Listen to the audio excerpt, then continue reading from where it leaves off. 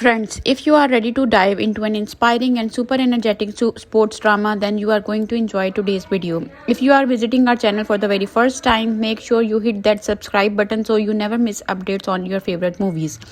Today, we are talking about a more powerful and motivational film released in 2005, a movie that blends discipline, dreams, teamwork, and heart.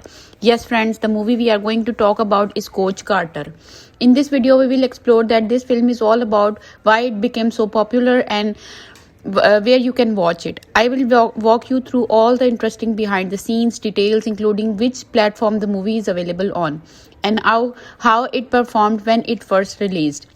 We will talk about the technical aspects of the film, including the direction, screenplay, production, music, filming, post-production work, budget, and its overall impact at the box office. We will also dive into the storyline of the film, and I will give you a short review of its plot without spoiling your fun.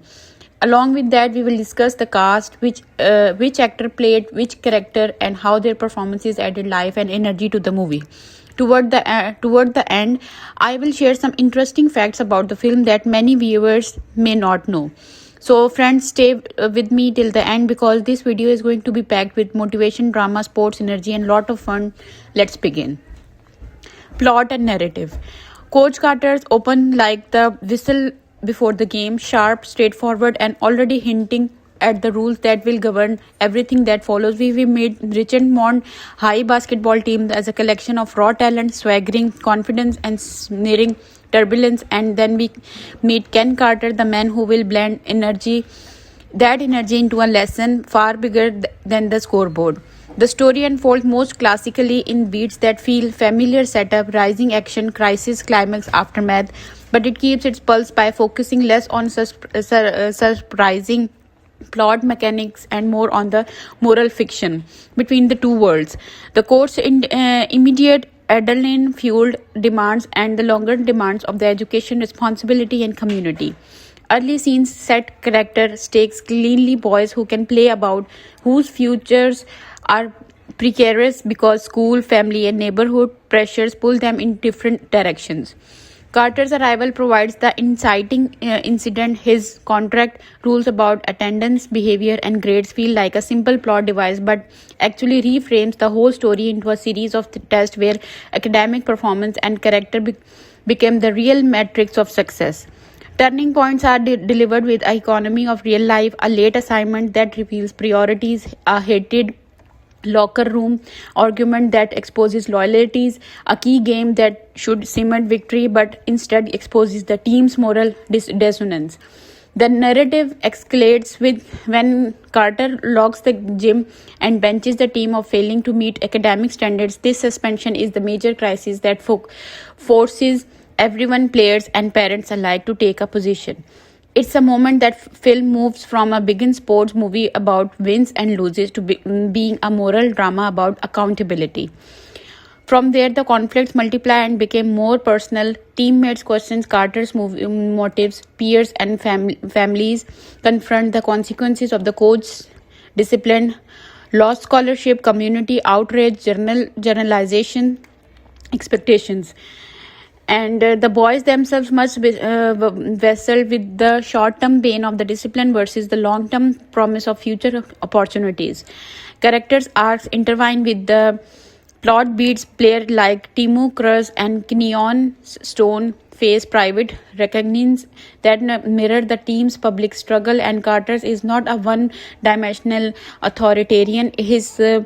His own backstory and wrestle with the limits of the tough love surface at key moments, complicating the audience sympathies and preventing the story from templing into a cartoonish righteousness. The film keeps its momentum through a series of well-timed reversals. The time regain focus and start winning, but just as momentum builds, external realities, family pressures, a player legal or financial troubles threaten to undermine every hard-won gain, which makes the eventual return to the court feel earned rather than the inevitable. Structurally, Coach Carter mostly honors linear time, but it experiments its perspective and privileging internal shifts. Conversations, classroom scenes, and quiet moments of reflection over flashy montage, and the narrative's emotional high point often arrive not during buzzer beaters, but in small intimate scenes where a player chooses study over the party, or a parent sees the value in a contract they once dismissed. Thematically, the story balances community level stakes, how one coach's discipline ripples through a neighborhood with individual transformation, and the emotional impact is cumulative: frustration, rebellion, shame, and finally a tempered pride that feels earned because the film never cheats the process. Key climaxes are staged both on and off the court, a must win game that tests the team's cohesion, and the Jim Lock controversy that tests the community values, and both kinds of climaxes illuminate the same truth. Success that never ignores education and responsibility is shallow, and discipline without empathy is brittle. The resolution resists melodrama by showing plausible outcomes rather than the fairy tale fixes. Some relationships are mended, some opportunities open, and some problems remain, which underscores the film's commitment to realism, and to the idea that character building is relative, not instantaneous.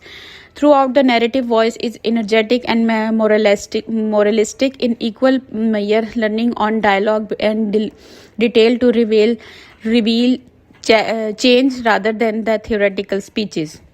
The emotional beats earn their weight because they are grounded in every choices, homework completed, a promise kept, a parent converted to a new way of thinking.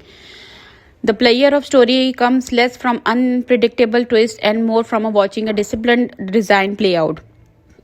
A coach lays down rules, youth resist, consequences arrive, minds change, and final the debut. The team transforms in some ways and still human in others, lands with a bittersweet uplift. In short, the plot moves with a steady cadence of a practiced coach calling plays, clear, purposeful, sometimes harsh, but ultimately aimed at shaping lives rather than just collecting trophies. And because the film keeps its eye on the human cost of every win, its emotional playoffs resonate long after the final buzzer. Character development. Coach Carter's strength is not just in inspirational speeches or nail-biting game, but it's in how it treats people like projects and paradoxes, flawed, stubborn, and capable of surprising tenderness. And it's built its emotional architecture by layering characters so they feel it like real. Often contradictory humans rather than clipboard role players. At the center is the coach himself, a force of will whose rule read like a moral manifesto. He's He's turned because he is seen with softness braids, but the people smartly refuses to flatten him into one note tyrant by letting his doubts and vulnerabilities leak through his. He cares about winning, yes, but what truly animates him is a partial calculation about survival. These boys need structure to survive the world they inherit. That tension between firmness and fear, pedagogy and pride makes his arc less about a sudden conversion and more about the repeated test of leadership. When to hold the line, when to explain the line, and how to live with the consequences of enforcing it. The players around him form a texture of youthful archetypes that movie patiently humanizes. Some start as swaggering talents who treat games like currency and school like an afterthought. Others are quieter, careful, balancing family obligations and fragile dreams. The film spent its energy on the middle ground, young men who are neither angels nor lost causes, but who must choose between habits that yield short-term applause and habits that might save their futures. A handful of individual arcs stand out because they dramatize different responses to Carter's contract. One player reacts with immediate anger and betrayal, testing the limits of loyalty and forcing question about respect versus result. Another, the film's moral counterweight wrestlers privately with self-destruction impulses, and in a sequence of personal reckoning finds agency in accept accountability. Still other shifts more subtly, trading bravado for responsibility by making small accumulative decision turning into assignments, showing up to class, confronting family expectations that the film treats as a real victories. Relationships to heavy lifting here. Friendships are strained when teammates choose to easy path. Parent child dynamics eliminate the structural pressure that limit choices, and the coach player bond becomes a crucible where affection is often expressed through discipline. Rather than announcing transformations with a speech, Coach Carter stages them through scenes of ordinary discipline, a late night study, a hard conversation at the kitchen table, a player choosing to a miss party. And those micro moments give the larger arcs credibility. Motivations are rarely simplistic. Pride, fear, survival, shame, and the hunger for respect all coexist in the same characters, which is why the film's emotional payoffs feel earned. Even secondary characters are sketched with enough contradiction to feel lived in. A parent who initially resents Carter's intervention later reveals pragmatic worries about college and safety. And a teammate who appears indifferent shows flashes of loyalty that complicate and tidy for against reading. The tension between public performance, winning games, cheering crowds, and private growth, grades, family commitments, in internalized expectation is the engine that propels character development, so that the movie biggest victories are not necessarily scoreboard driven but are moments when a character chooses growth over a immediate gratification. Importantly, the film exists miraculous redemption. Not everyone is fixed, and that restraint is a part of its honesty. Some relationships mend, some opportunities open, and some scars remain, which reinforces the idea that growth is an accumulation of small decisions rather than a single dramatic conversation. In short, the characters are layered because the script and performances give them conflicting desires and real cause for their choices. Their arc shapes the story not by serving a single moral lessons but by demonstrating scene by scene how discipline, empathy, and persistent expectations can nudge a group of young people toward different possible futures without pretending that a coach whistle can solve everything tonight. Performances. Samuel L. Jackson dominates every frame as Coach Ken Carter. His voice, cadence, and magnetism turn what would have been a sermon into a lived, breathing presence whose authority is never cheaply theoretical but always calibrated to the moral stakes on screen. And because he plays Carter with a combustible mix of steel and wounded care, the film's tougher moments land with the real electricity opposite him. The young ensemble supplies a mix of rawness and vulnerability that makes the team feel like a community rather than a collection of extras. Rob Brown, in particular, carries emotional weight in quieter scenes, turning private shame and tentative resolve into something palpably human, while other young actors bring the unpredictable energy of teenagers trying on bravado and responsibility at the same time, which gives many group scenes a deliciously volatile authenticity. The supporting adults do crucial work too. Parents, school administrators, and community figures mostly avoid caricature and instead react in believable, messy ways that heighten the stakes. Resentment, fear, pride, and slow understanding ripple through these performances and push the drama beyond locker room cliches. What's subtle but effective is how the film balances Jackson's thunderness presence with moments where the younger actors must carry the emotional center alone. Study hall confessions, family confrontations, and late night reckonings, and they frequently succeed, revealing unexpected tenderness and anger that keep the audience invested in outcomes that are not purely about basketball. Ensemble chemistry is another highlight. The team feels lived in because the actor responds to one another rather than to the camera. There are micro interactions, looks, and small improvisatory beats that make locker room dynamics feel spontaneous, and those textures making the big public confrontations feel earned. Even when the script leans toward the inspirational, the performances root those moments in the credible interior life. A short form Jackson becomes a become a lesson because the young men react with real confusion, resentment, and eventual comprehension. That layered interplay is what prevents the film from sliding into melodrama.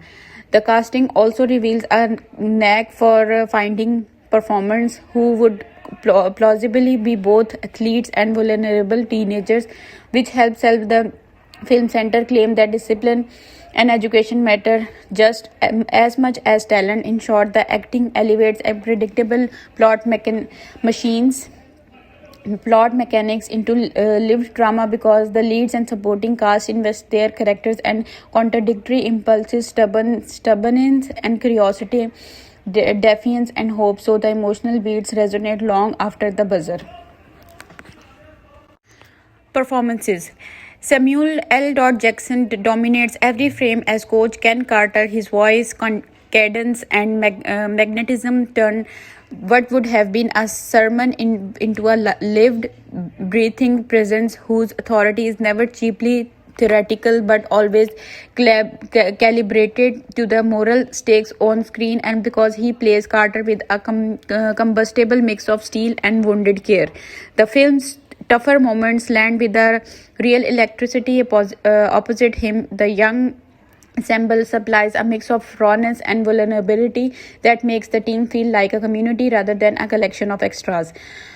Rob Brown, in particular, carries emotional weight in quieter scenes, turning private shame and tentative resolve into something palpably human, while other young actors bring the unpredictable energy of teenagers trying on bravado and responsibility at the same time, which gives many group scenes a deliciously volatile authenticity. The supporting adults do crucial work too. Parents, school administrators, and community figures mostly avoid caricature and instead react in believable, messy ways that heighten the stakes. Resentment, fear, pride, and slow understanding ripple through these performances and push the drama beyond locker room cliches. What's subtle but effective is how the film balances Jackson's thunderness presence with moments where the younger actors must carry the emotional center alone. Study hall confessions, family confrontations, and late night reckonings, and they frequently succeed, revealing unexpected tenderness and anger that keep the audience invested in outcomes that are not purely about basketball. Ensemble chemistry is another highlight. The team feels lived in because the actor responds to one another rather than to the camera. There are micro interactions, looks, and small improvisatory beats that make locker room dynamics feel spontaneous, and those textures making the big public confrontations feel earned. Even when the script leans toward the inspirational, the performances root those moments in the credible interior life. A short form Jackson becomes a lesson because the young men react with real confusion, resentment, and eventual comprehension. That layered interplay is what prevents the film from sliding into melodrama. The casting also reveals a knack for finding performers who would plausibly be both athletes and vulnerable teenagers, which helps sell the film center claim that discipline and education matter just as much as talent. In short, the acting elevates a predictable plot mechanics into lived drama because the leads and supporting cast invest their characters and contradictory impulses, stubbornness and curiosity, defiance and hope, so the emotional beats resonate long after the buzzer. Direction. Thomas Carter's direction steers the film with a clear, confident hand that knows when to roar and when to whisper, shaping a tone that's equal part locker room intensity and quiet moral clarity. He resists the temptation to turn every scene into an adrenaline montage, instead balancing nightingale sequences cut with brisk edits and hand-handled immediacy to sell the physical shakes, with slower, more intimate classroom and kitchen room scenes where the camera lingers on faces and small gestures, so the audience feels the private cost of public choices. The pacing is deliberate momentum rides on a series of escalating beats rather than constant velocity, so wins the scoreboard feels earned because they are intercut with homework, parent teacher friction, and private reckonings. This alternation keeps the film from flattering into pure inspirational spectacles and gives emotional moments the space to breathe. Stylistically, Carter favored clarity over gimmickry. Low angel frames and steady medium shots establish Coach Carter's authority.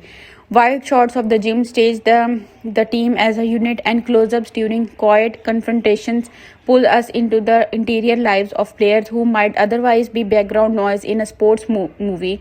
He stages in ensemble scenes with the economical blocking that lets relationships read into a glance.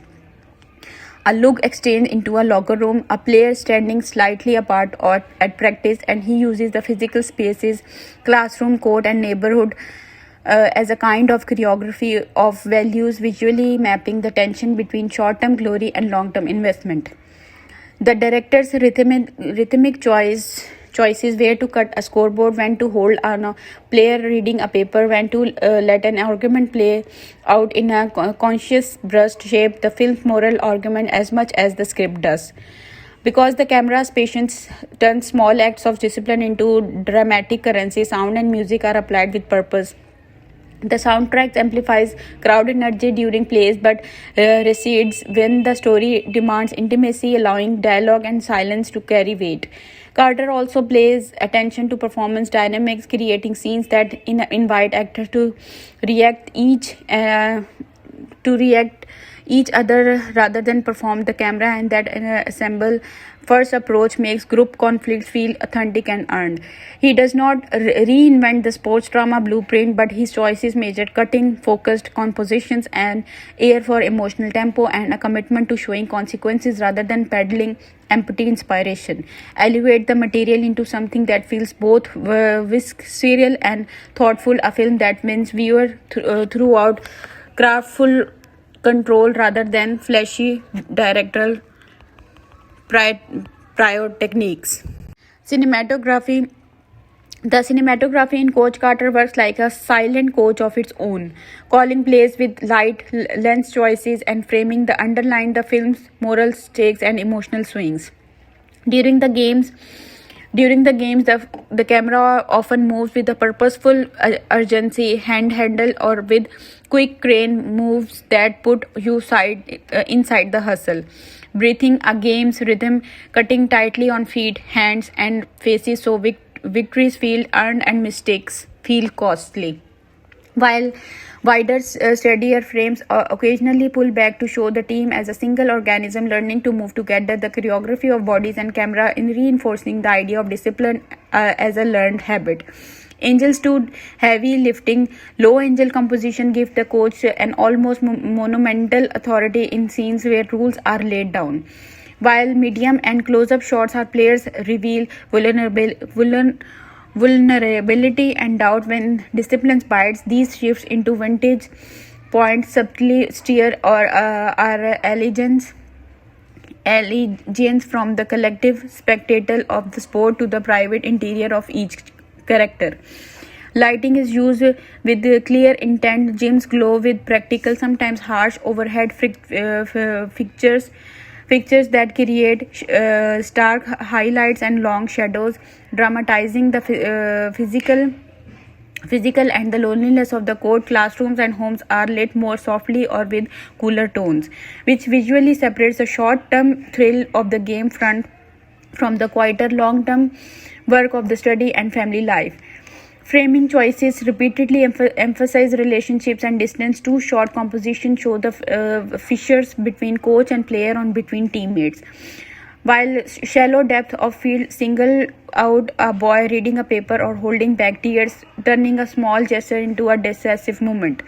There are visually striking moments where the camera lingers on neglect details, a scuffed shoe, a locked gym door, a crumbled report card that becomes symbolic punctuation marks in the history.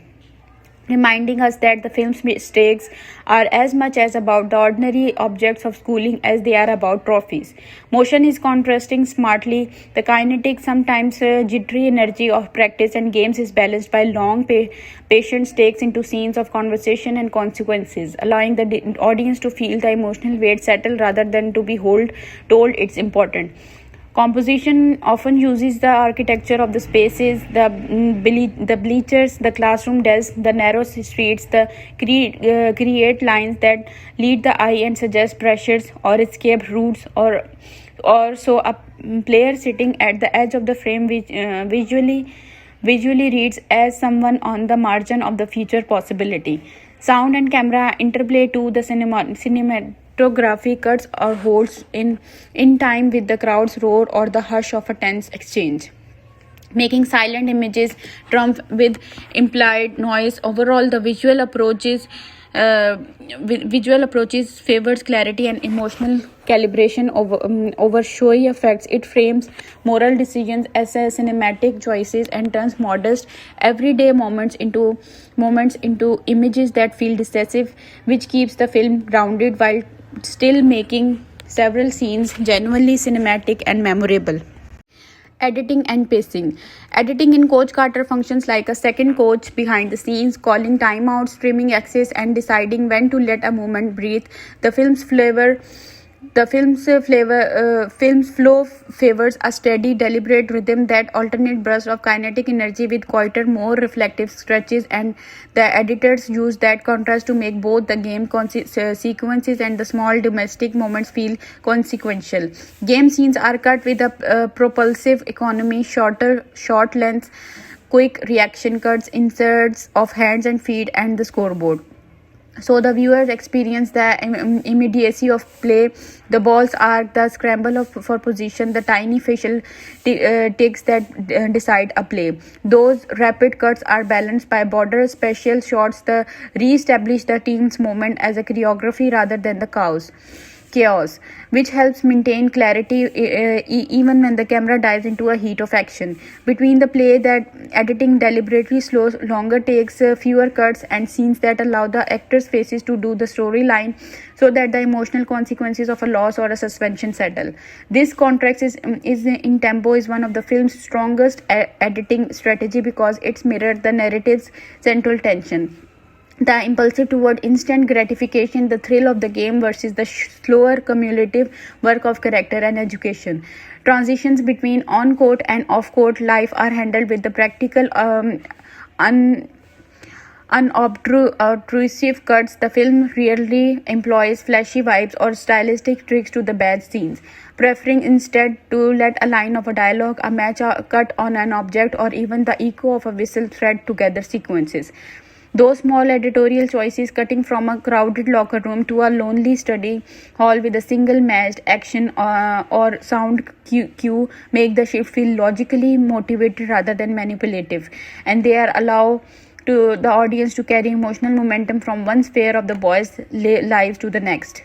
Pacing overall in patient but purposeful. The film does not rush the team's transformation, which is important because the story's moral stakes require time to feel earned. But it also avoids stagnation by punctuating quieter stretches with scene that faces moral reckoning or public controversy, such as the gym lock incident. There are moments where the pacing could be described as conservative. The film occasionally lingers on set pieces or conversation scene long enough that the less engaged viewers might feel the tempo slackening, but those choices are usually intentional, designed to give weight to scenes where a character's interior shifts matter more than a plot advancement.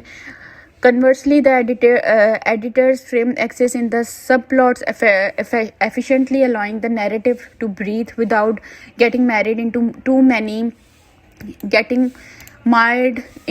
side story. The film keeps a focused dramatic line centered on Carter and the core group of players, and the editing discipline helps maintain that narrative clarity. Rhythm is also used to accentuate emotional beats. Sequence of the study and sacrifices are often edited in thematic montages that compress time, homework, tutoring sessions, report and checks without undermining the perceived effort put in by the characters. These montages function as editorial shorthand that communicates progress while preserving the authenticity of the change. Sound and cut timing collaborative closely. A cut that lands on coach admonition followed by the silent pause in the next shot can make a reprimand feel heavier than the words alone, and the film uses such juxtapositions to turn simple exchanges into loaded moments. The film's climax and final stretches benefit from tighter cutting and increased momentum, but editors resist the temptation to resolve every tension at once. Instead, they space out wins and recognize so that the trims feel earned and residual problems remain visible, which enhances the narrative's realism. On a technical note, continuity editing is solid. Spatial logic rarely breaks down, and the audience is guided smoothly through change locations and time jumps, so engagement is maintained through coherence rather than stylistic showboating. Overall, the editing plays the film's thematic strength by collaborating cadence, quick, exciting cuts with athleticism and pressure demand it. Slower, more contemplative pacing where character and consequences dominate, and careful montage work that singles effort without shortcutting emotional labor. The result is a film whose tempo mirrors its argument. Discipline requires both bursts of intensity and long attention spans, and the editor choices subtly reinforce the lesson, making the viewer feel the cost and the value of every decision that characters make.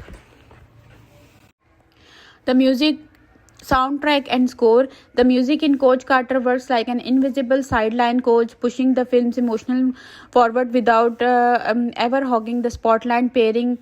Pairing pulsing rhythm driven tracks during games and practices with quieter, more reflective cues in the classroom and the home, so that the soundtrack actually maps the two halves of the boys' lives during an chord sequence. The mixes lean into a percussion, crowd noise, and energetic beats that ramp up in urgency makes each possession feel consequential, while the score subtler motifs, short repeating phrases, or as a restrained piano line slip into the quieter scene to the underlying doubt, determination, or the loneliness of responsibility. And because those motifs reappear in different guises, the film achieves a sense of continuity. The same musical idea, the underscored a tense practice will return thinner and slower to haunt a player studying late, turning the melody into a reminder of choices made. The soundtrack's licensed songs and needle drops are used strategically rather than gratuitously. Louder contemporary tracks announces the social world, parties, street life, locker room bravado. So when the film cuts the study halls and reports, the music recedes, creating audible contrasts that heightens the stakes without lecturing.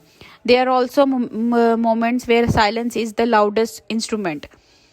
The film often strips away music for key confrontations or reveal scenes, so that the dialogue and reaction hold center stage, and those silent beats make the subsequent swell of music feel earned rather than the manipulative. The balance between score and songs is mostly well judged. Incidental scoring sports emotion and theme without spoon feeding the audience, while chosen songs give textures and cultural specificity to the setting, anchoring scenes is a believable youth milieu. Montage sequences, training, tutoring, report card checks use tighter musical edits and rhythmic matching to compress time and convey effort, and those cuts work because the edits respect the player's emotion journey rather than simply turning the montage into a pep track. The one place the soundtrack truly shines in its ability to translate the film's ethical tension into sound.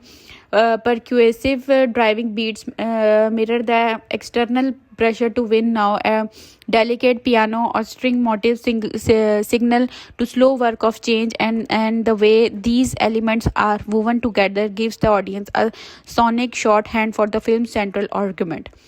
In short, the film treats music as a collaborator, not a stagehand. There are recurring themes that provide continuity, smart silences that let performances land, and a mix of score and song that together create atmosphere, push narrative beats, and support the emotional arc without ever drowning them out. Themes and messages in the Coach Carter films digs into themes with the steady insistence of a coach drilling fundamentals, turning what could be a single inspirational beat into a layered conversation about values, powers, and consequences. On the surface of it's about discipline versus desire, talent, and nightful versus homework and future. But that surface opens into a question about what success really means, a place where opportunity is scarce, and who get to define it. The film constantly frames education not as a secondary chore but as a form of liberation, arguing that grades, behavior, and delayed gratifications are structural tools rather than moralistic punishments. Carter's contract and the infamous gym log become visual metaphors for that argument, tangible acts that force a community to debate whether short-term wins are worth long-term losses. Interwoven with our education theme is a critique of performative toughness and a redefinition of masculinity.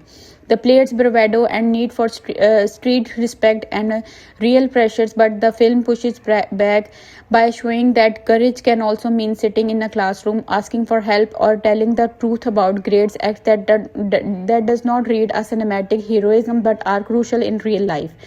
The movie also explores the ethics and limits of authority. Carter's strictness raises the thorny question of whether consequential discipline is a paternalism or liberation, and the film resists a tidy answer by showing both the benefits and the collateral cost.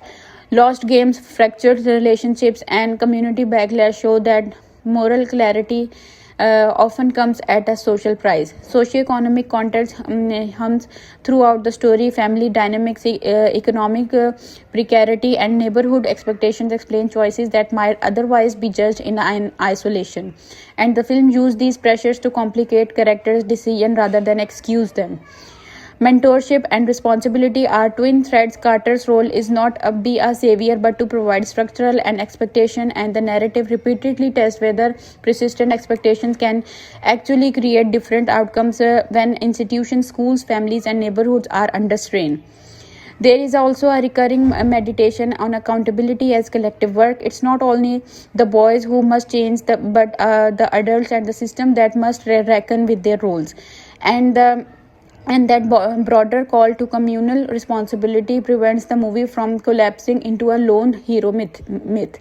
The theme of sacrifice is treated honestly. Choices that opens door for some, close some them for others, and victories are the quote are calibrated against smaller, quieter victories of it. So the emotional payoffs feel earned because the film shows the trade-offs. The movie does not shy from complexity. Redemption is iterative, not instantaneous. Discipline without compassion can fracture trust, and good intentions can produce unintended harm, which makes the moral texture richer than the straightforward be disciplined sermon. Finally, Coach Carter leaves a lingering question rather than a pat answer. How do you balance immediate needs with future responsibilities? And how much can be principled person change system built on inertia? And by making the tension central, the film stays with you.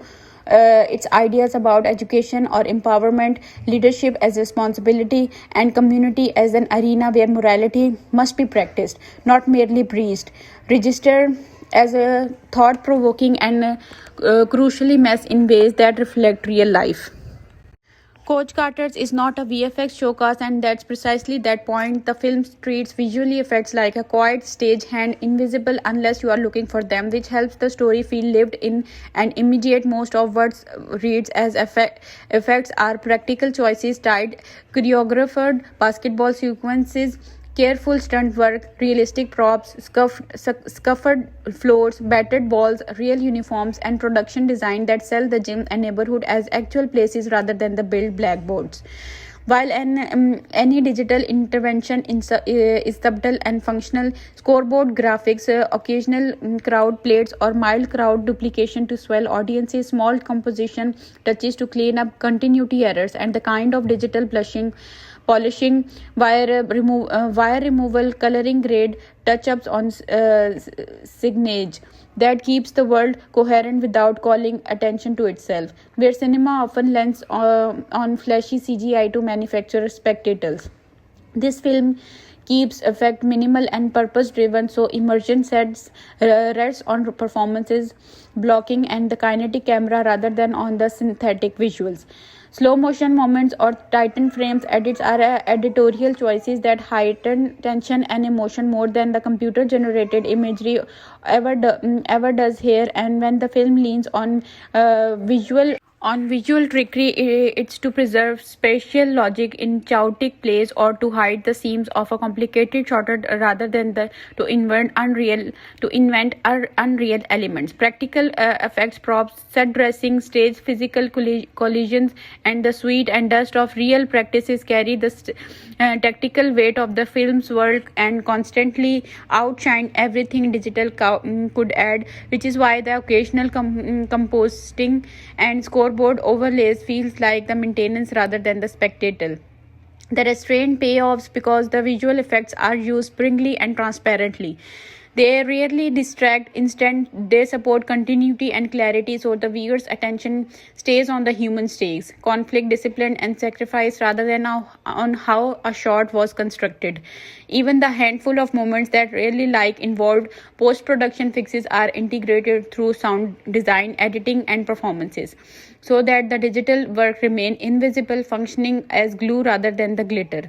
And that disciplined unobtrusive approach to effect helps the film preserve in its grounded tone and authenticity that makes it emotional and beats land.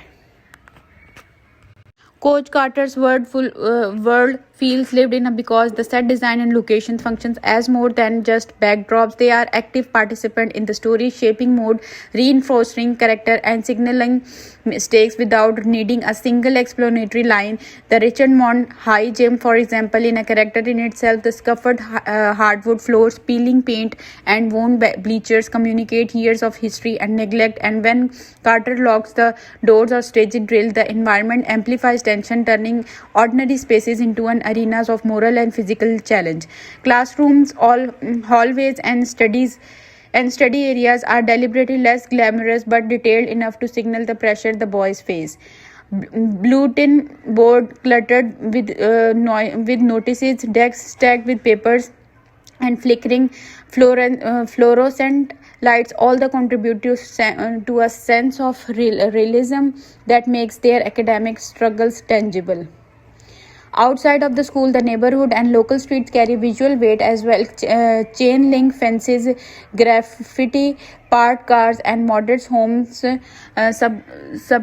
encode socio-economic pressures and the stake of everyday life, reminding the audience that the court is not an isolated world but a part of a larger, often unforgiving environment.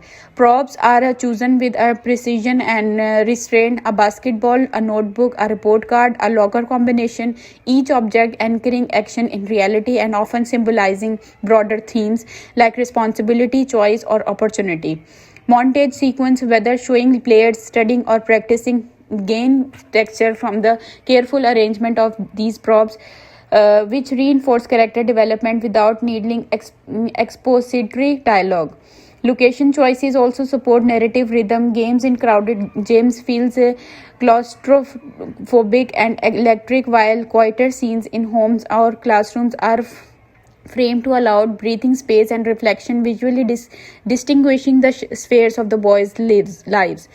Even transitional spaces like parking lots, streets, or empty corridors are staged to convey subtle tension or camaraderie.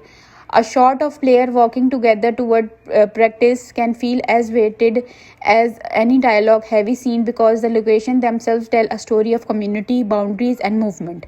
Production design work hand in hand with lighting and camera to highlight contrast between the intensity of athletic ambition and the slow grind of academic responsibility, using color, texture, and clutter to visually communicate the film's thematic stakes. In short, the set and locations are not just convincing, they actively deepen the story, turning the world of Coach Carter into a space that feels real, charged, and intimately connected to the choices of characters most negative. Dialogue and script.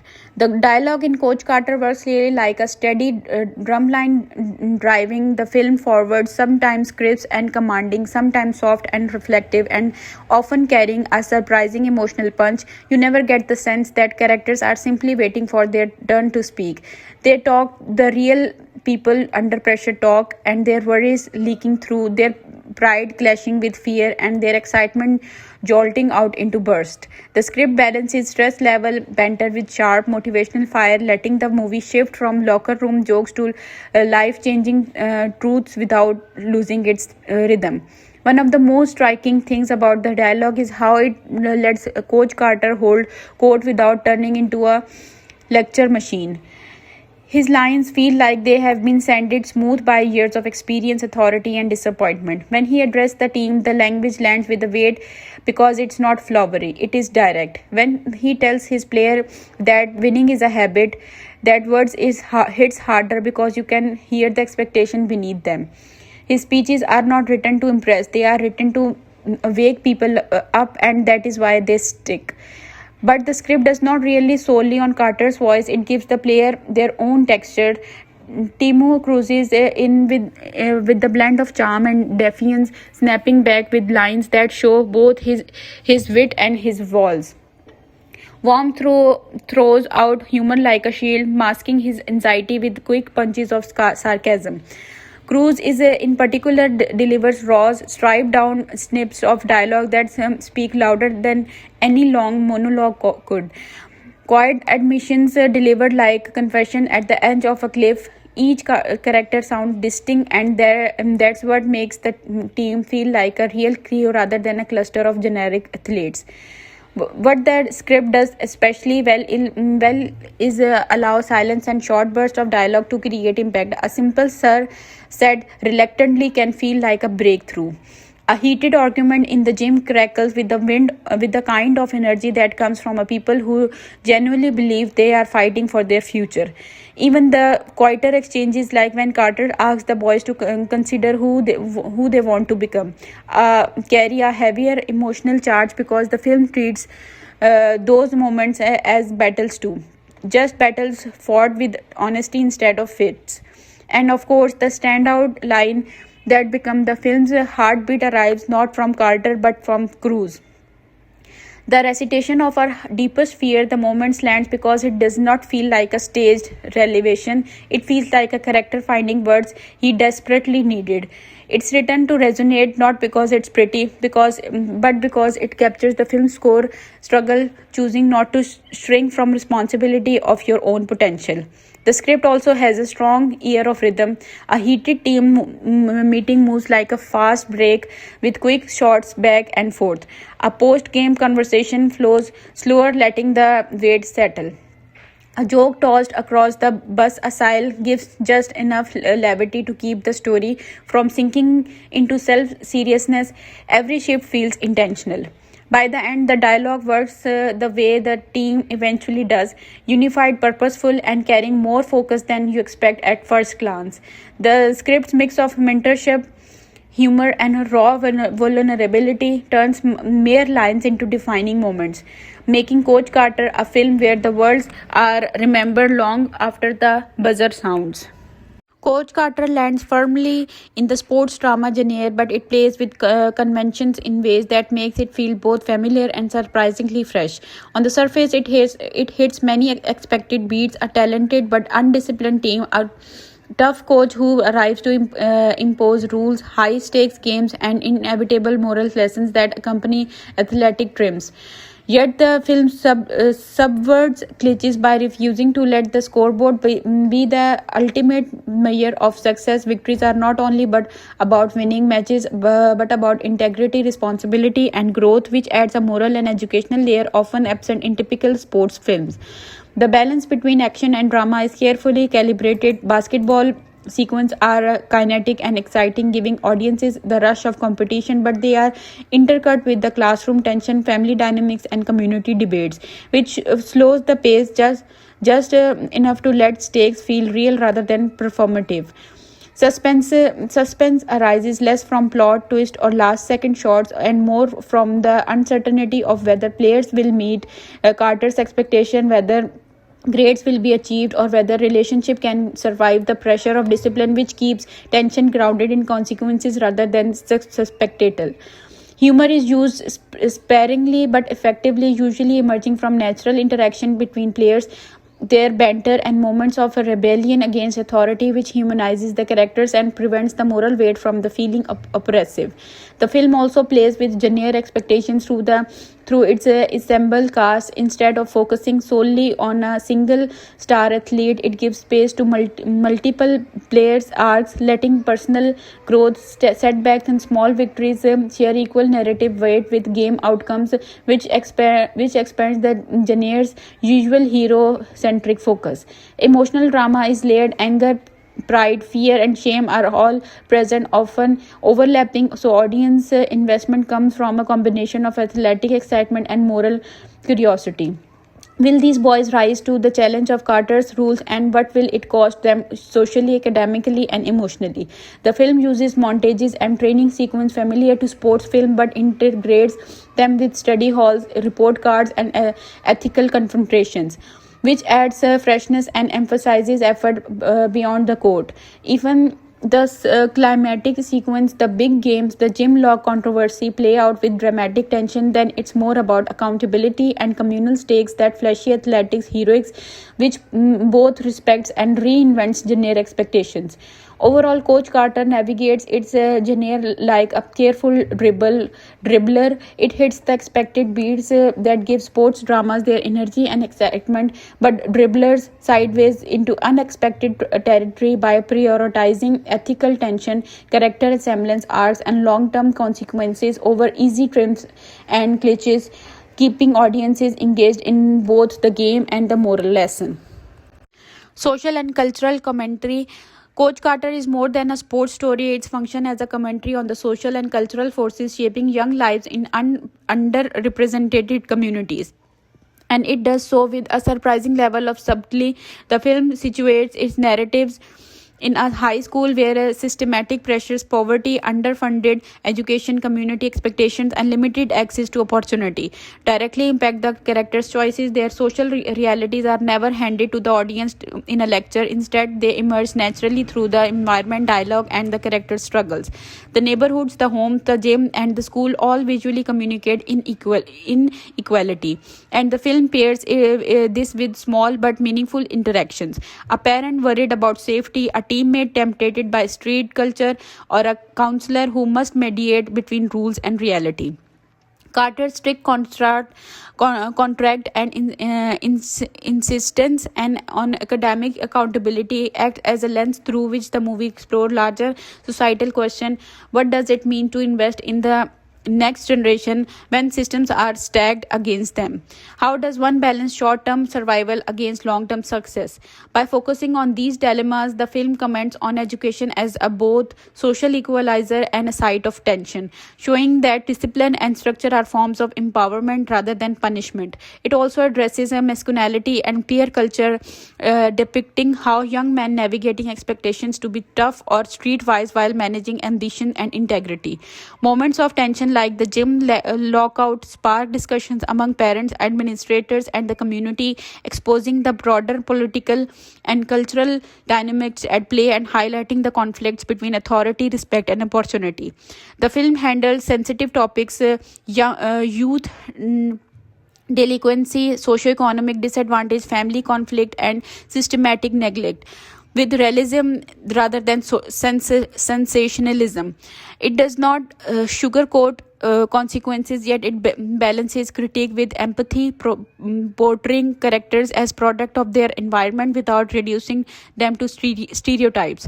The cultural commentary is threaded throughout the narrative, embedded in characters' arc, interaction, and even the mise on scenes, so viewers absorb the social critique alongside the drama of games and the classroom sequences. Even humor and camera dear are shaped by context, illustrating how relationships form under specific cultural pressures and expectations.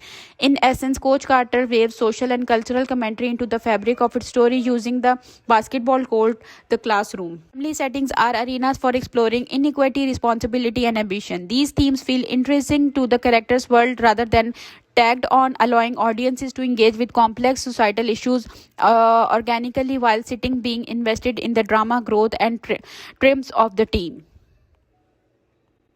Symbolism and metaphors. Coach Carter is rich in symbolism, using visual cues, recurring motifs, and layered metaphors to deepen the story without ever feeling preachy. The most obvious metaphor is the gym itself. Its worn floors, peeling paint, and locked doors are not just background, they represent the state of opportunity and discipline in the lives of the players. When Carter locks the gym, it's more than a punishment. It's a tangible manifestation of accountability and physical boundary that mirrors the moral and academic boundaries he insists the players respect. The basketball itself functions a recurring motive, not merely a prop of athletic display. It represents talent, potential, and choice. The way it's passed, dribbled, or dropped mirrors responsibility. A missed shot or sloppy pass often coincides with lapses in character or commitment, subtly linking sport and life.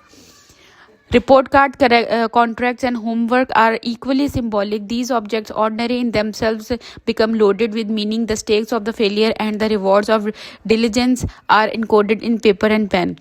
Even seating arrangements in classroom, locker positioning, and the way players move through the gym subtly communicate hierarchy, isolation, or unity, showing visually who is aligned with the Carter's principle and who is resisting. The recurring motif of whistles punctuates more than practice.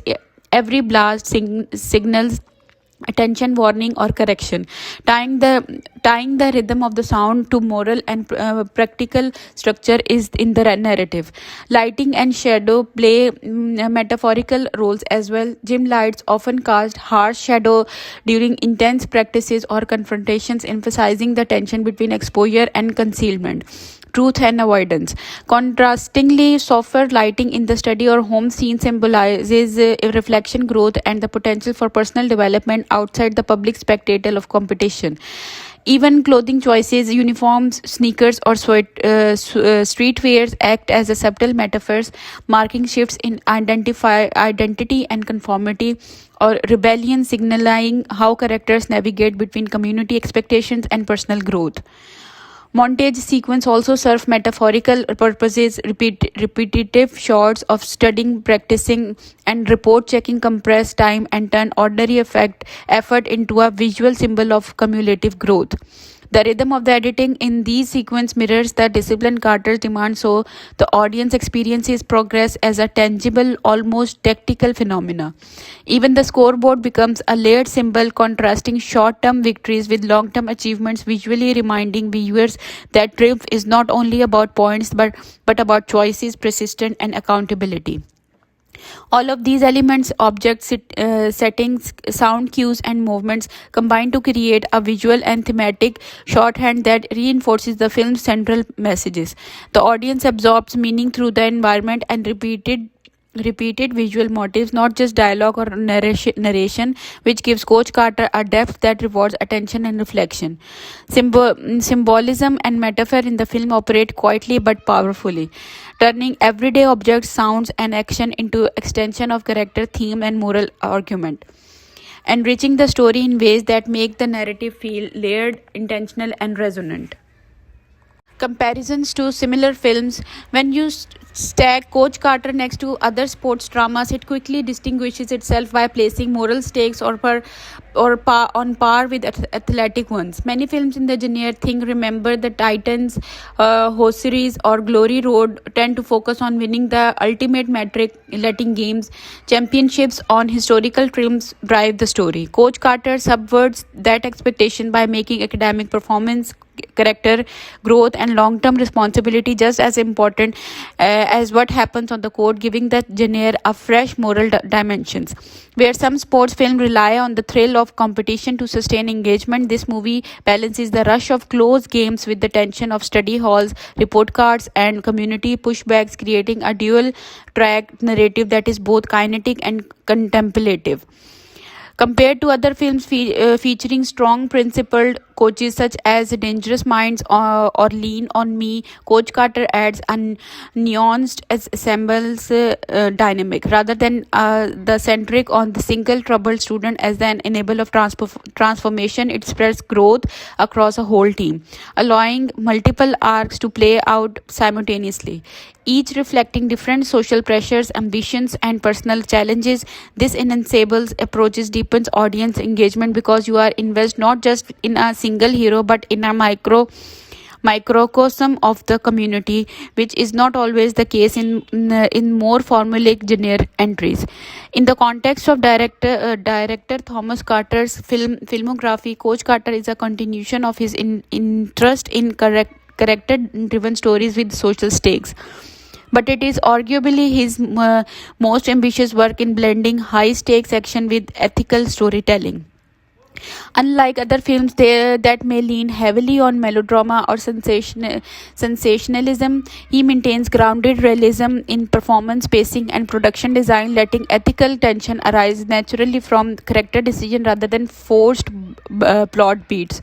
Even with sports movies that tackle racial or socio-economic themes, Coach Carter distinguished itself by presenting discipline and accountability as both empowering and challenging, rather than reducing systematic pressure to mere backdrops for triumphal arcs.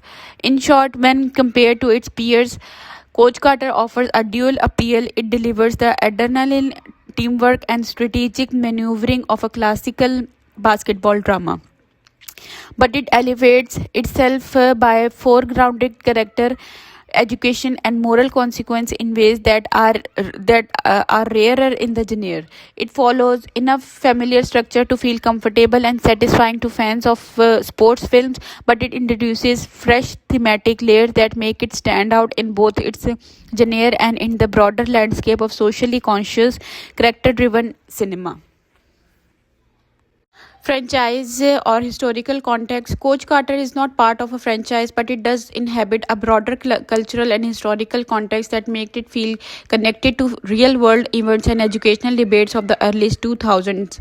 The film is based on the true story of Ken Carter and Richmond High School basketball team in 1999, and it draws heavily on actual events, the contract recurring players to maintain grades, the gym lockout, and the community backlash to ground its narrative in a believable high stakes reality.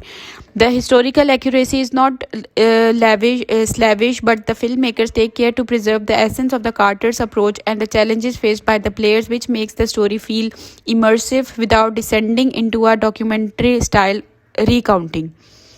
What's particularly effect is how the film captures the zest of the era, late 19th and early 2000s urban high schools, the prominence of the basketball as both as cultural touchstone and potential pathway out of the poverty and societal pressure faced by the young men in underfunded school.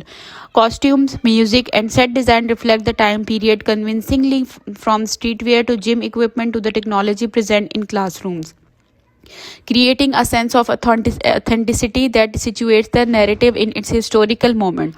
The social and cultural dynamic, family expectations, peer pressures, and the broader community response mirror real life tension from the period, adding texture and plausibility to the story.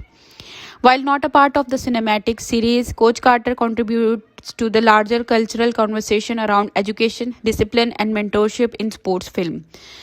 being often being cited alongside other inspirational true story dramas. Its placement within the context makes it resonate beyond the specific events of the Richmond High team, functioning as a touchstone for discussions about accountability, youth opportunity, and the potential of the sports as a vehicle for moral and academic development. The historical grounding enhances both drama and believability, allowing viewers to experience the story not just as an entering sports film but as a portrait of a specific place, time, and set of a social realities that shape the lives of the players involved. Budget and box office. Coach Carter was made on relatively modest budget for a mainstream sports drama, reportedly around $30 million, and the production quality reflects a small allocation of resources rather than the reliance on spectacle. The film does not need flashy CGI, exotic location, or over the top set pieces to tell its story, and that restraint allowed the budget to be channeled into authentic locations, practical set ensembling, casting, and cinematography that convincingly portrayed James' classrooms and neighborhoods. The attention to details, covered floors, worn uniforms, real basketball courts, and naturalistic lighting makes the world feel lived in, which gives the film a sense of quality that belies in its modest financial outlay. Costumes, props, and production design feel purposeful rather than decorative, supporting the story rather than distracting from it, which is a smart use of limited resources. Financially, Coach Carter performed solidly at the box office. Released in January 2005, it grossed around $67 billion worldwide, more than double its production budget, signaling both profitability and audience interest. The marketing leaned heavily on the inspirational real life aspect of the story, emphasizing Samuel L. Jackson's commanding presence and the true story of academic accountability alongside basketball drama, which helped attract a broad audience from sports fans to viewers' interest in motivational and character driven stories.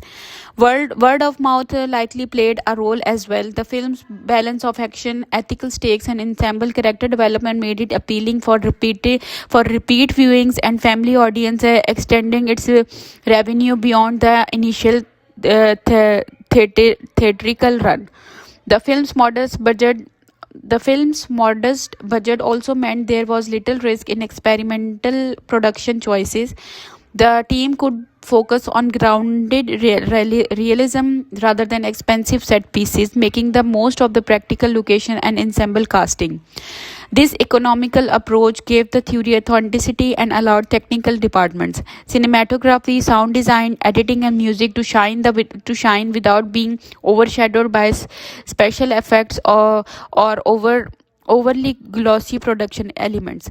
Overall, the film's financial strategy and production values complement each other. A sensible budget, carefully targeted marketing, and high-quality story-driven production combined to turn Coach Carter into a box office success that achieved impact without relying on spectacle or excessive spending. Where to watch? Great question. Here is why and how you can watch Coach Carter 2005, especially if you are in the Netherlands, and some ideas on the best way to experience it.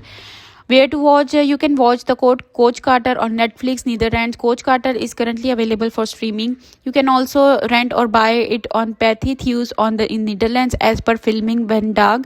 Rental starts around 3.99 euros and purchase from around 8.99 euros. Apple TV, iTunes offer the movie as well. On Prime Video, the movie is listed for rent or purchase. Best way to watch for full impact, to really feel the emotional weight and moral tension of Coach Carter, the best way is to stream or rent it in a way that gives you control over pausing, rewinding, and soaking in the quieter moments.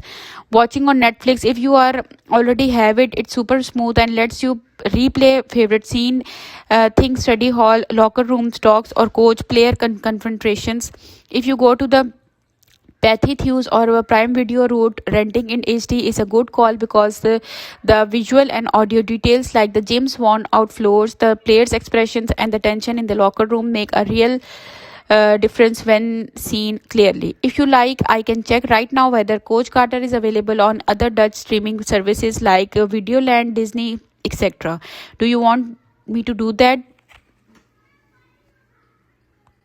Themes and messages in the Coach Carter films digs into themes with the steady insistence of a coach drilling fundamentals, turning what could be a single inspirational beat into a layered conversation about values, powers, and consequences. On the surface of it's about discipline versus desire, talent, and nightful versus homework and future. But that surface opens into a question about what success really means, a place where opportunity is scarce and who get to define it. The film constantly frames education not as a secondary chore but as a form of liberation, arguing that grades, behavior, and delayed gratifications are structural tools rather than moralistic punishments. Carter's contract and the infamous gym log become visual metaphors for that argument, tangible acts that force a community to debate whether short-term wins are worth long-term losses. Interwoven with our education theme is a critique of performative toughness and a redefinition of masculinity. The player's bravado and need for street respect and real pressures, but the film pushes back by showing that courage can also mean sitting in a classroom, asking for help, or telling the truth about grades acts that does not read as cinematic heroism but are crucial in real life. The movie also explores the ethics and limits of authority. Carter's strictness raises the thorny question of whether consequential discipline is a paternalism or liberation, and the film resists a tidy answer by showing both the benefits and the collateral cost.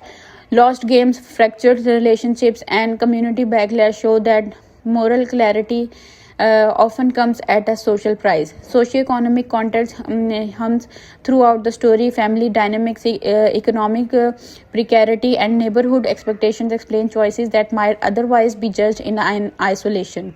And the film used these pressures to complicate characters' decisions rather than excuse them. Mentorship and responsibility are twin threads. Carter's role is not to be a savior but to provide structural and expectation, and the narrative repeatedly tests whether persistent expectations can actually create different outcomes when institutions, schools, families, and neighborhoods are under strain. There is also a recurring meditation on accountability as collective work. It's not only the boys who must change, but the adults and the system that must reckon with their roles. And that broader call to communal responsibility prevents the movie from collapsing into a lone hero myth.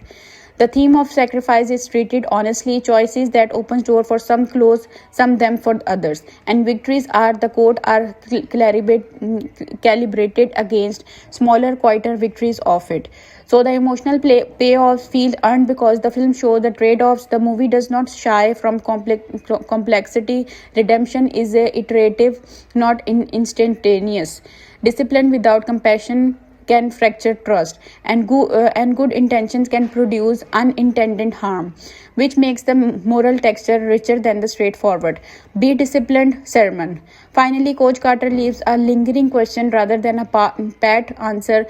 How do you balance immediate needs with future responsibilities?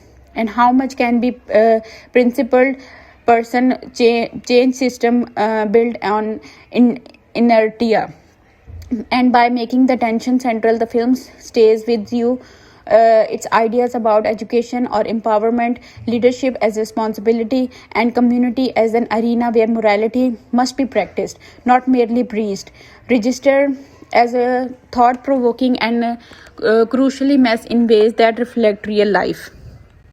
Coach Carter's is not a VFX showcase, and that's precisely that point. The film treats visual effects like a quiet stage hand, invisible unless you are looking for them, which helps the story feel lived in and immediate. Most of what reads as effects are practical choices, tied, choreographed basketball sequences, careful stunt work, realistic props, scuffed floors, battered balls, real uniforms, and production design that sell the gym and neighborhood as actual places rather than the built blackboards.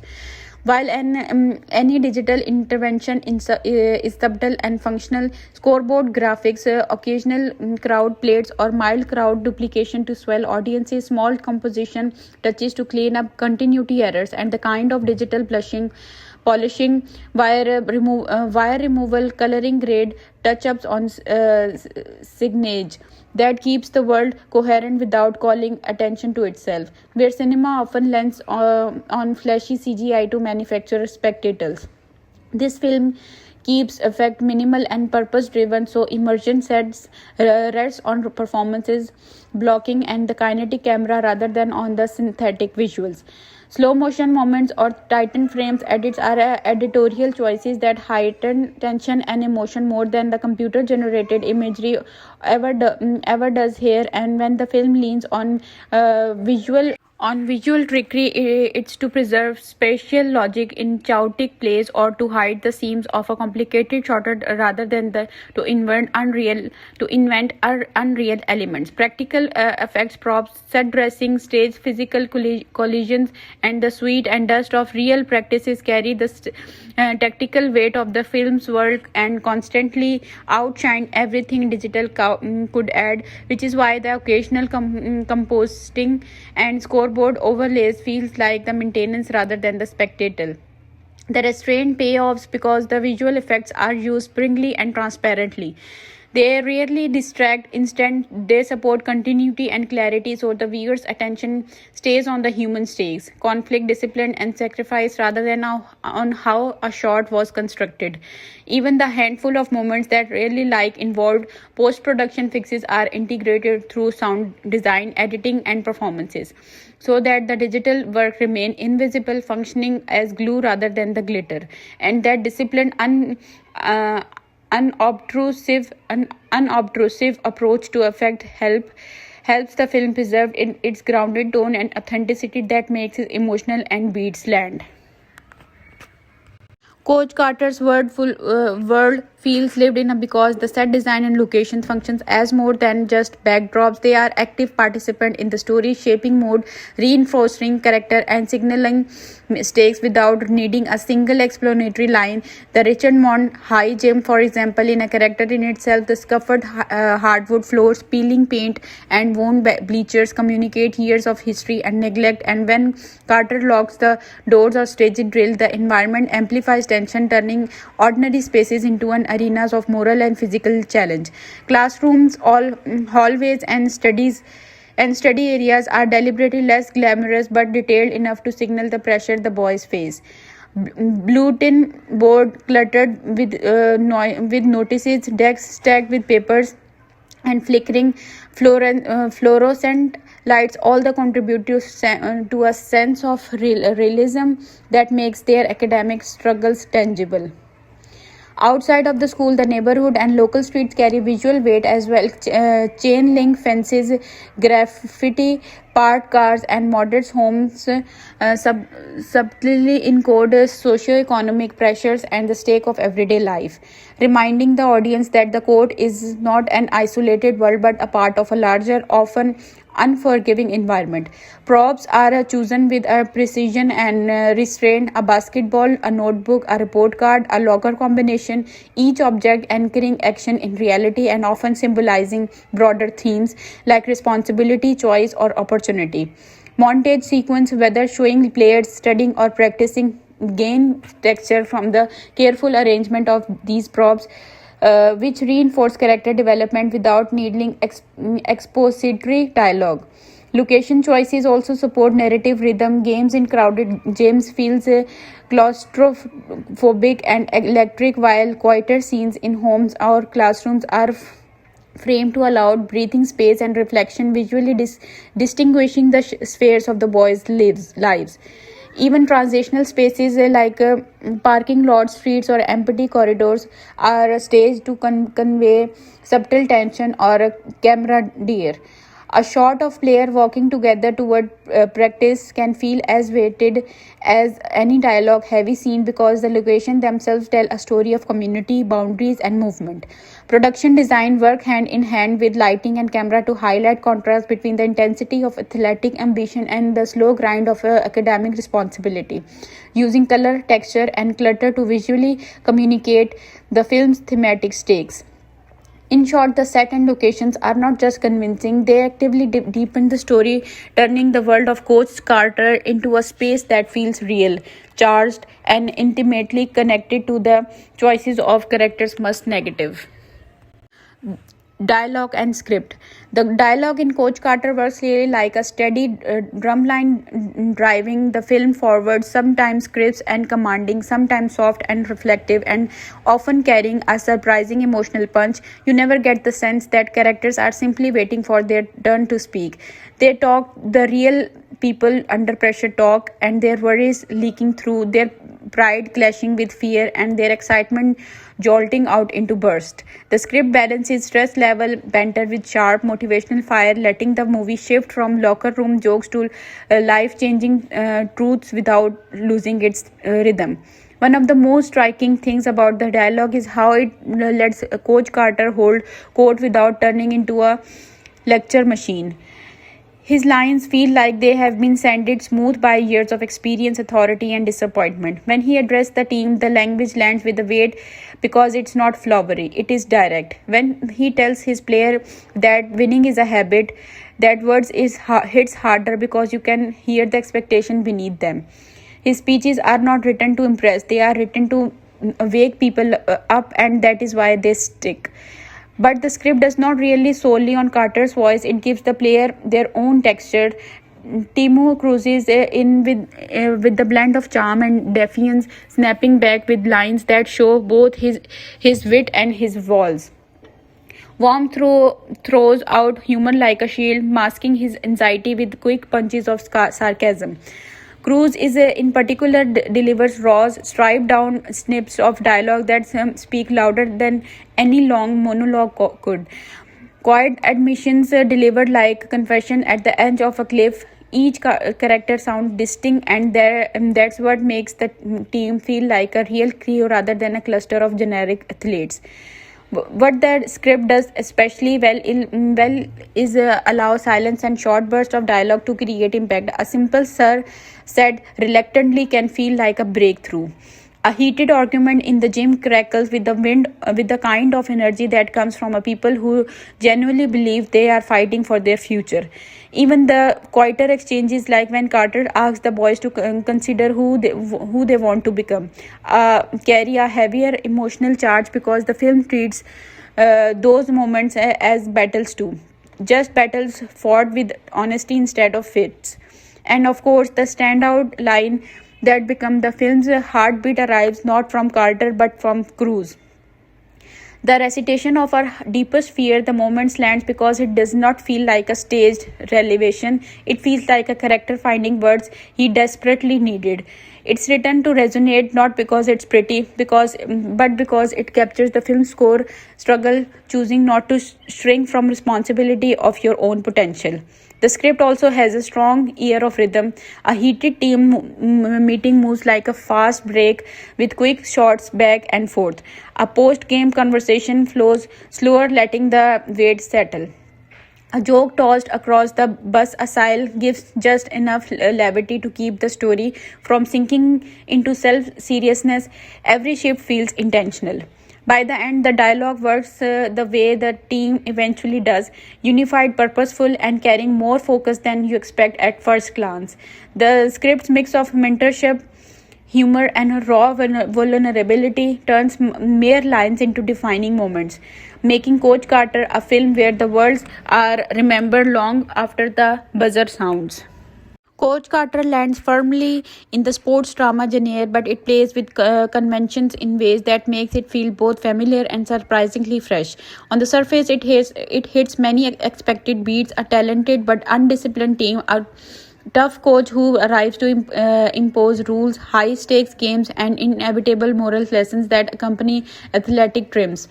Yet the film subverts cliches by refusing to let the scoreboard be the ultimate measure of success. Victories are not only but about winning matches, but about integrity, responsibility, and growth, which adds a moral and educational layer often absent in typical sports films. The balance between action and drama is carefully calibrated. Basketball sequences are kinetic and exciting, giving audiences the rush of competition, but they are intercut with the classroom tension, family dynamics, and community debates, which slows the pace just enough to let stakes feel real rather than performative. Suspense arises less from plot twist or last second shots and more from the uncertainty of whether players will meet Carter's expectation, whether grades will be achieved, or whether relationship can survive the pressure of discipline, which keeps tension grounded in consequences rather than spectacle. Humor is used sparingly but effectively, usually emerging from natural interaction between players, their banter, and moments of a rebellion against authority, which humanizes the characters and prevents the moral weight from the feeling oppressive.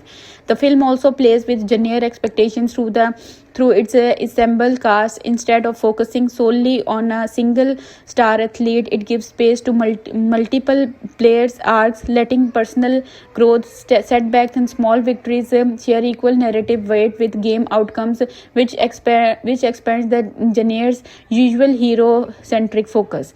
Emotional drama is layered. Anger, pride, fear, and shame are all present, often overlapping, so audience investment comes from a combination of athletic excitement and moral curiosity. Will these boys rise to the challenge of Carter's rules, and what will it cost them socially, academically, and emotionally? The film uses montages and training sequences familiar to sports film but integrates them with study halls, report cards, and ethical confrontations, which adds freshness and emphasizes effort beyond the court. Even the climatic sequence, the big games, the gym lock controversy play out with dramatic tension. Then it's more about accountability and communal stakes that flashy athletics heroics, which both respects and reinvents genre expectations. Overall, Coach Carter navigates its genre like a careful dribbler. It hits the expected beats that give sports dramas their energy and excitement, but dribblers sideways into unexpected territory by prioritizing ethical tension, character semblance arcs, and long-term consequences over easy trims and glitches, keeping audiences engaged in both the game and the moral lesson. Social and cultural commentary. Coach Carter is more than a sports story. Its function as a commentary on the social and cultural forces shaping young lives in underrepresented communities. And it does so with a surprising level of subtlety. The film situates its narratives in a high school where systematic pressures, poverty, underfunded education, community expectations, and limited access to opportunity directly impact the characters' choices. Their social realities are never handed to the audience in a lecture. Instead, they emerge naturally through the environment, dialogue, and the characters' struggles. The neighborhoods, the homes, the gym, and the school all visually communicate inequality. And the film pairs this with small but meaningful interactions. A parent worried about safety, a teammate tempted by street culture, or a counselor who must mediate between rules and reality. Carter's strict contract and insistence and on academic accountability act as a lens through which the movie explores larger societal question. What does it mean to invest in the next generation when systems are stacked against them? How does one balance short-term survival against long-term success? By focusing on these dilemmas, the film comments on education as a both social equalizer and a site of tension, showing that discipline and structure are forms of empowerment rather than punishment. It also addresses a masculinity and peer culture, depicting how young men navigating expectations to be tough or streetwise while managing ambition and integrity. Moments of tension like the gym lockout spark discussions among parents, administrators, and the community, exposing the broader political and cultural dynamics at play and highlighting the conflicts between authority, respect, and opportunity. The film handles sensitive topics, youth delinquency, socioeconomic disadvantage, family conflict, and systematic neglect, with realism rather than sensationalism. It does not sugarcoat consequences, yet it balances critique with empathy, portraying characters as product of their environment without reducing them to stereotypes. The cultural commentary is threaded throughout the narrative, embedded in characters' arc, interaction, and even the mise on scenes, so viewers absorb the social critique alongside the drama of games and the classroom sequences. Even humor and camaraderie are shaped by context, illustrating how relationships form under specific cultural pressures and expectations. In essence, Coach Carter weaves social and cultural commentary into the fabric of its story using the basketball court, the classroom. Family settings are arenas for exploring inequality, responsibility, and ambition. These themes feel interesting to the character's world rather than tagged on, allowing audiences to engage with complex societal issues organically while sitting being invested in the drama, growth, and triumphs of the team. Symbolism and metaphors. Coach Carter is rich in symbolism, using visual cues, recurring motifs, and layered metaphors to deepen the story without ever feeling preachy. The most obvious metaphor is the gym itself. Its worn floors, peeling paint, and locked doors are not just background, they represent the state of opportunity and discipline in the lives of the players. When Carter locks the gym, it's more than a punishment. It's a tangible manifestation of accountability and physical boundary that mirrors the moral and academic boundaries he insists the players respect. The basketball itself functions a recurring motive, not merely a prop of athletic display. It represents talent, potential, and choice. The way it's passed, dribbled, or dropped mirrors responsibility. A missed shot or sloppy pass often coincides with lapses in character or commitment, subtly linked sport and life. Report card, contracts, and homework are equally symbolic. These objects, ordinary in themselves, become loaded with meaning. The stakes of the failure and the rewards of diligence are encoded in paper and pen. Even seating arrangements in classroom, locker positioning, and the way players move through the gym subtly communicate hierarchy, isolation, or unity, showing visually who is aligned with the Carter's principle and who is resisting. The recurring motif of whistles punctuates more than practice. Every blast signals attention, warning, or correction, tying the rhythm of the sound to moral and practical structure is in the narrative.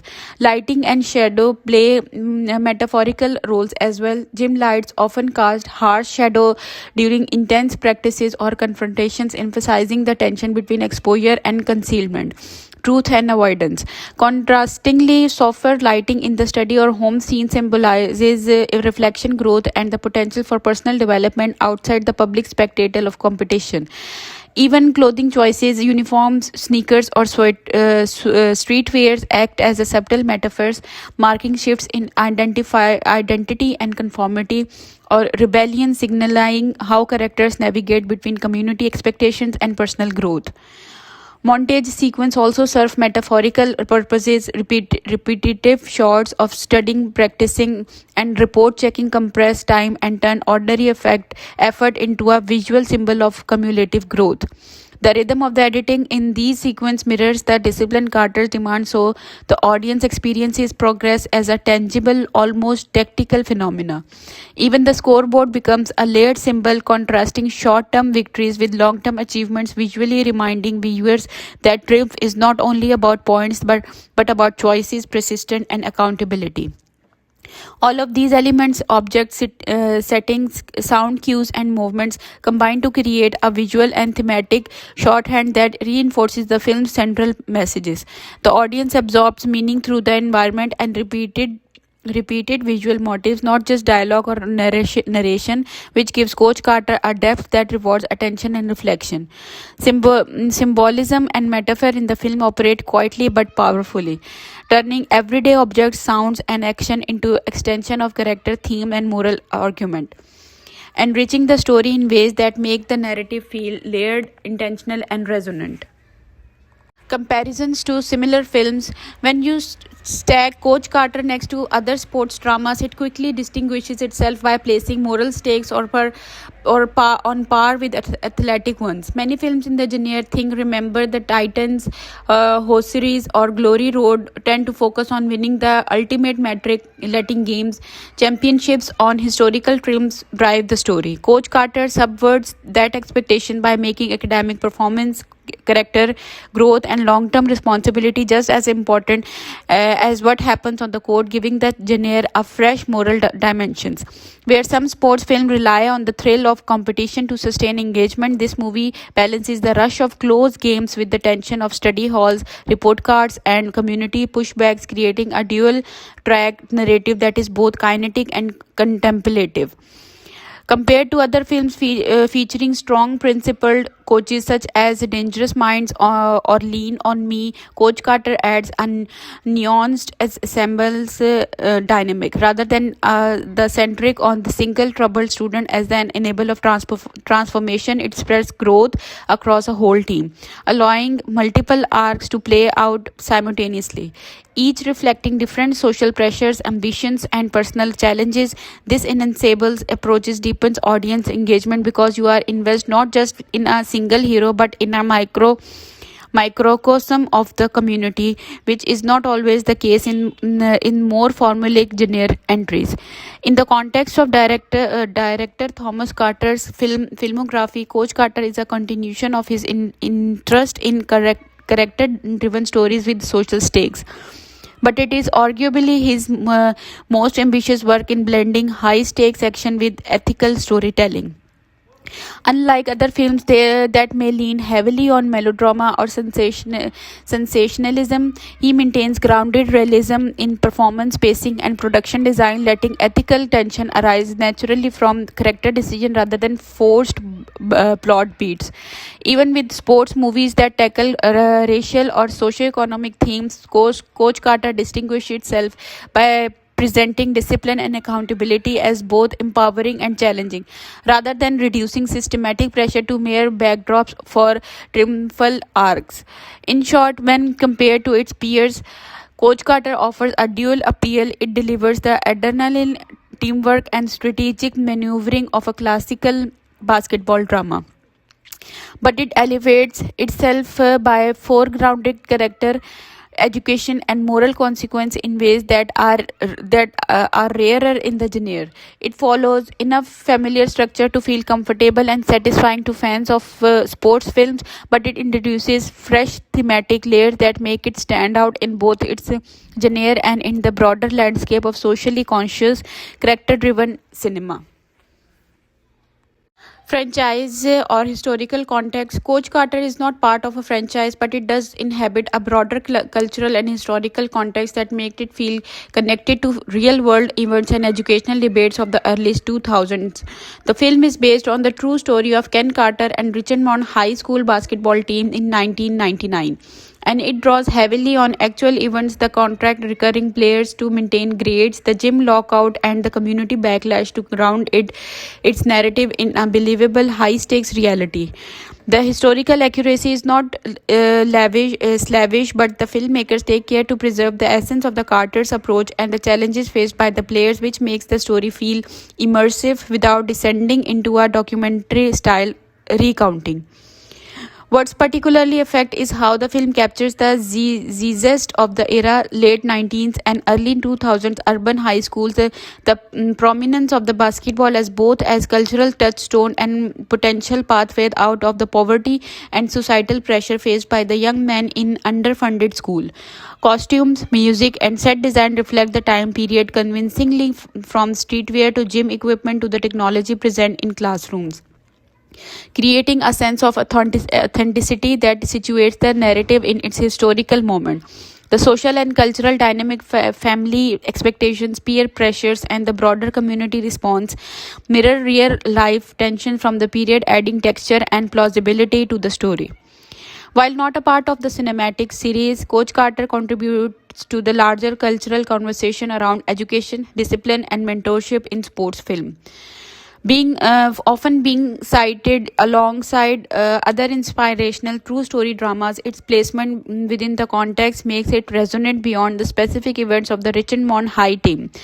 functioning as a touchstone for discussions about accountability, youth opportunity, and the potential of the sports as a vehicle for moral and academic development. The historical grounding enhances both drama and believability, allowing viewers to experience the story not just as an entering sports film but as a portrait of a specific place, time, and set of a social realities that shape the lives of the players involved. Budget and box office.